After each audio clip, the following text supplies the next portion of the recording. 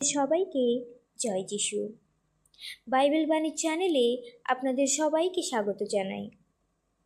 যদি কোনো বন্ধু আমার চ্যানেলে নতুন হয়ে থাকেন তাহলে চ্যানেলটি সাবস্ক্রাইব করে সঙ্গে থাকবেন, যাতে এই ধরনের ভিডিও আপলোড করার সাথে সাথে আপনাদের কাছে পৌঁছে যায়। আজ আমরা এই ভিডিওটিতে 3টি দাস ও মোহরের দৃষ্টান্তটি আলোচনা করব, যার বিবরণ আপনারা মথিরচিত সুসমাচার 25 অধ্যায়ের 14 থেকে 30 পদে পেয়ে যাবেন। আসুন ভিডিওটি শুরু করি। এটি সেই সময়ের কাহিনী যখন প্রভু যিশু তার শিষ্যদের জৈতুন পর্বতে বিভিন্ন দৃষ্টান্তর মাধ্যমে বুঝিয়েছিলেন জগতের শেষ দিন এবং তার দ্বিতীয় আগমনের কিভাবে চিহ্ন দেখা দেবে। এই দৃষ্টান্তটিও তাদের মধ্যে একটি। মথিরচিত সুসমাচার 25 অধ্যায়ের 14 পদে এমন লেখা আছে, স্বর্গরাজ্য এমন একজন লোকের মতো যিনি বিদেশে যাওয়ার আগে চাকরদের ডেকে সম্পত্তির ভার তাদের হাতে দিয়ে গেলেন। তিনি একজনকে 5 থলি মোহর, আর একজনকে 2 থলি মোহর এবং আরেকজনকে 1 থলি মোহর দিলেন। যার যেমন ক্ষমতা সেই অনুসারে দিয়ে তিনি বিদেশে চলে গেলেন। যে 5 থলি মোহর পেয়েছিল সে সঙ্গে সঙ্গে সেই টাকা খাটাতে শুরু করলো, আর তাই দিয়ে আরও 5 থলি মোহর লাভ করল। যে লোক 2 থলি মোহর পেয়েছিল সেও সেই টাকা খাটিয়ে আরও 2 থলি মোহর রোজগার করলো। কিন্তু যে 1 থলি মোহর পেয়েছিল সে গিয়ে মাটিতে গর্ত খুঁড়ে তার মনিবের টাকা সেই গর্তে পুঁতে রাখল। অনেকদিন পর সেই চাকরদের মনিব ফিরে এসে তাদের কাছে হিসাব চাইলেন।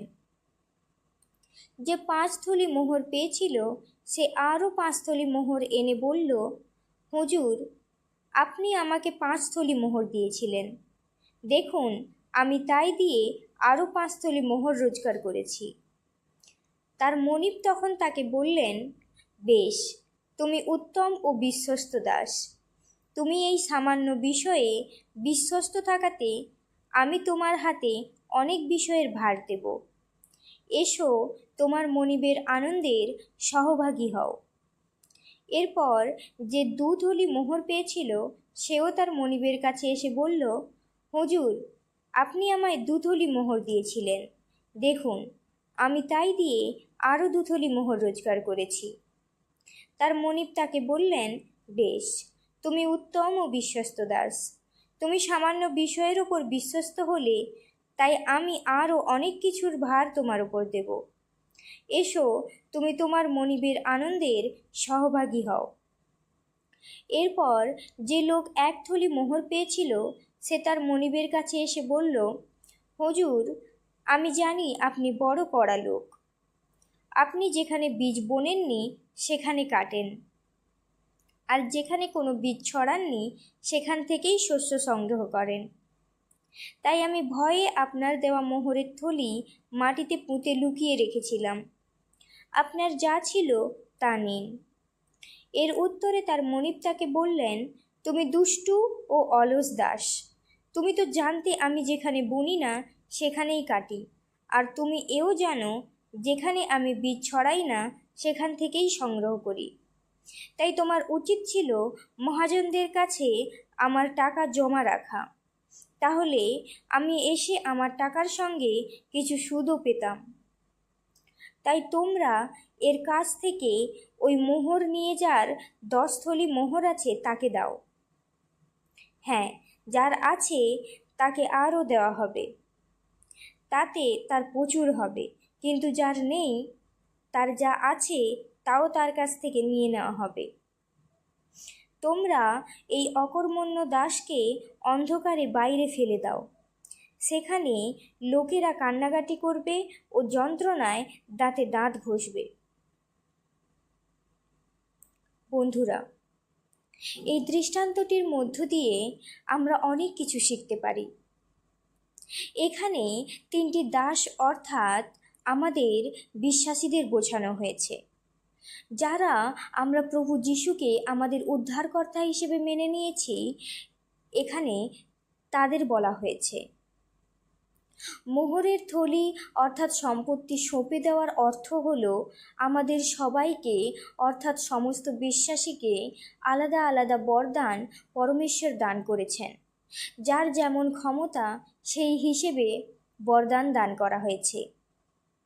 এই বরদানের বিষয়টি আপনারা 1 কোরিন্থীয়র 12 অধ্যায়ে খুব বিস্তারিতভাবে জানতে পারেন। কাউকে চাঙ্গা করার বরদান, কাউকে উপদেশ দেওয়ার, কাউকে বা ভবিষ্যবাণী করার, আবার কাউকে অন্য অন্য ভাষার প্রার্থনা করার বরদান দিয়েছেন। কাউকে ওই ভাষার অর্থ বলার বরদান দিয়েছেন। এই দৃষ্টান্তটিতেও তাদের মনিব তার সম্পত্তির ভার দিয়েছিলেন, কেন কি ফিরে এসে তার সম্পত্তি ফেরত নিতে পারে। তিনি এও জানতে চান যে তার অনুপস্থিতিতে তার দাস কতটা বিশ্বস্ত ও পরিশ্রমী হতে পারে। ঠিক তেমনি আমাদের পরমেশ্বরও আমাদের প্রতি কিছু আশা আছে। যে বরদান তিনি আমাদের দিয়েছেন সেটিকে আমরা কি করি, ঠিক আমরা কিভাবে ব্যবহার করি।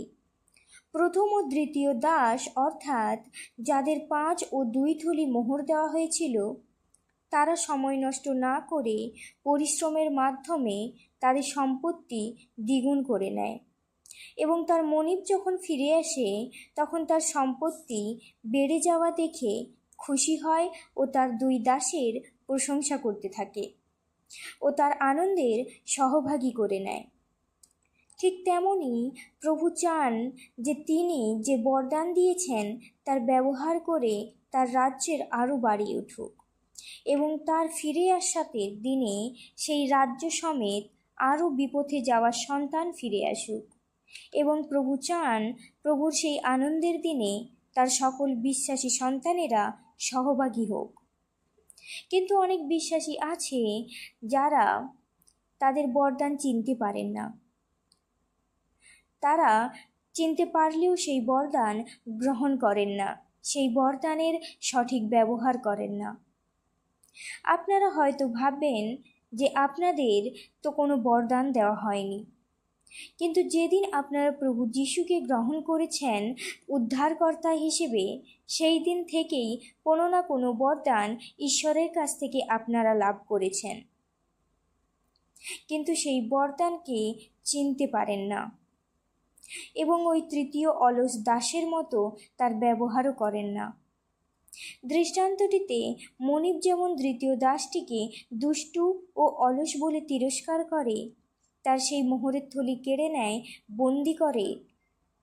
যদি সেও সেই মোহরের থলিটি সঠিক ব্যবহার করত, তাহলে সেও তার মনিবের আনন্দের সহভাগী হতে পারত। কিন্তু সে সময়কে অযথা নষ্ট করে তার মনিবের কথা ভাবেনি।